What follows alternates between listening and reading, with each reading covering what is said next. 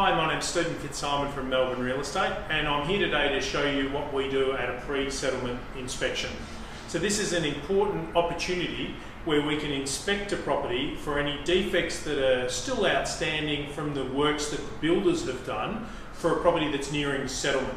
Our role is to try and identify those defects so that they can be rectified by builders as soon as possible after the inspection, and hopefully before settlement, but not necessarily. The aim is that we get it completed in time so that it doesn't cause a disadvantage to the tenant moving in. So, what do? When we first walk into the property, we look at room by room every aspect that we can try and establish any problems that there are with the property. So we're standing at the moment in EQ Tower at one of the apartments. They've been really well finished, so there's not a whole lot that we're looking for. But if you start by examining the walls is a good point, and looking for any plaster defects, any issues that you could find with the walls. Now as I wander along here, maybe if you come really close down, you might see a little mark there just on the wall. That's the type of thing that we're looking for at a defect inspection. If you wander down here a little bit more, you can see that there's another little mark here on the wall where somebody has knocked the wall or made a mark for it. So we're identifying the walls at this stage. Now, once you've done the walls, you then look to other areas. So the ceiling. Here, just next to this sprinkler, there's a tiny little gap just next to the sprinkler just there. So again, that could get touched up by the builders. These are just the minor little defects that we experience in developments like this. Once we've done the floors and the walls and the ceilings, we start to look at the floors. So is there anything wrong with this floor? Is it tappy or loose? Okay, I'm looking for the joints to see if there's any parts that are lifting, any issues with any of the flooring as we go through the apartment, trying to establish if there's anything that hasn't been done quite as you'd like it. As you wander then into other areas, because you can do that throughout the property, we might be talking about it with it being carpets, the finishes, the corners of carpets, but it's the same idea. You're exploring all the different aspects. When you get to a kitchen, it's very important that you open up all of the cupboards and make sure that they open and shut smoothly, that all of the shelves are present. Occasionally a shelf gets left out by a builder, so it's important to just make sense of that. Open up all of the cupboards, see that they open and close smoothly. The dishwasher's there. Of course, there's no power on, so we're not able to test that today, but it's covered by a warranty anyhow.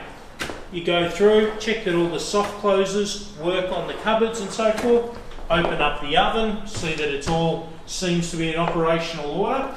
If you're in a property where the gas is on and the power's on, you can test the appliances to work. And something that I like to do is always running the taps in a property where the water's on. Here, there's no water on, so I can't run the taps today. But I'd always run the taps for a few minutes just to have a look underneath here and see if there's anything leaking out underneath the taps. That's a common problem that can occur if the plumbing wasn't done properly. You can run the range hood. Sometimes you get a vibration from the range hood. So there's plenty of things that you can do there. As you walk around, you've got to think about practical things. Here we've got a fridge cabinet, here you've got your washing machine. So you want to make sure that you've got the width and depth to get a washing machine in there. Make sure that that hasn't been overlooked. Make sure that everything seems to be operating. You've got a waste point for the washing machine. You've got your taps for where the water comes out. Everything there looks to be in order.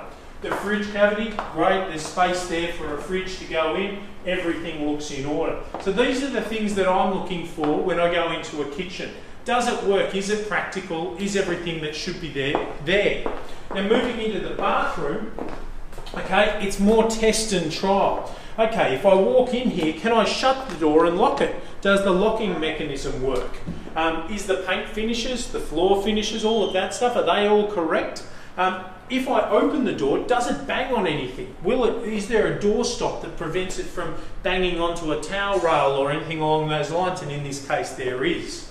If I go to the bathroom and I open up the cabinets, are they all working? Shelves in place, everything as it should be. Terrific. Again, test those taps. Underneath the sink, you can look again to see if everything's operational there. You've got your toilet roll holder. Your toilet seat is fixed and firm. Your shower, does the door open and close properly? Can you get in and out of the shower easily? Okay, all of that is important. And then of course, if you've got water in the property, you can run the shower. You want to see that the water actually flows down the shower, that it's not blocked, and that secondly, the water is sloped into the waist of the shower and not sloped to come outside of the shower. So these are some really important things that can be overlooked. Now obviously if a tenant moved in and the water was coming out and then sloping out of the shower, well, it would be major works to occur to change the slope of the tiles. That would cause massive inconveniences for the tenant, so it's quite an important thing to do. We go into a bedroom. Bedrooms are pretty problem-free. You've got those things that I've discussed already, floors, walls, ceilings, those type of things you want to have a look at. Wardrobes, again, it's the same things like in the kitchen. You just open them up and check that they're okay. If we go out onto a balcony, you're looking at things like seals. How well does the door close and seal when you close it? Here, it's fantastic. You can barely hear a thing once the door is being closed. So that's what we're after. Does the door lock as it should?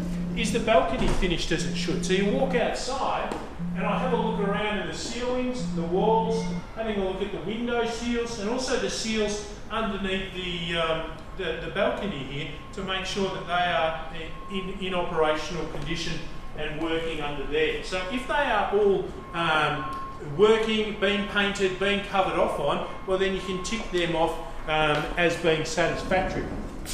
Something that a lot of owners forget is that a defect inspection is only one part of this process. Once a tenant moves into the property or an owner moves into the property is covered by a defect liability period for a number of months. So anything that's discovered after this can also be added to the list for builders to rectify.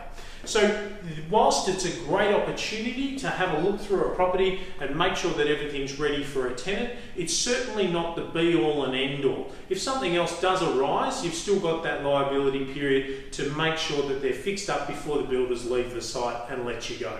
So that gives you a quick overview as to what we do when we do a defect inspection at a property. And once we've completed the inspection, what we do is we use this video device that you're watching now to go around and identify all of those defects and provide our clients with a report as to what we've found. So I hope this helps you understand what goes on at a defect inspection. If you'd like us to attend on your behalf for one of the properties that we manage for you, we're more than happy to do that for you. My name's Stephen Fitzsimon. Thanks for watching.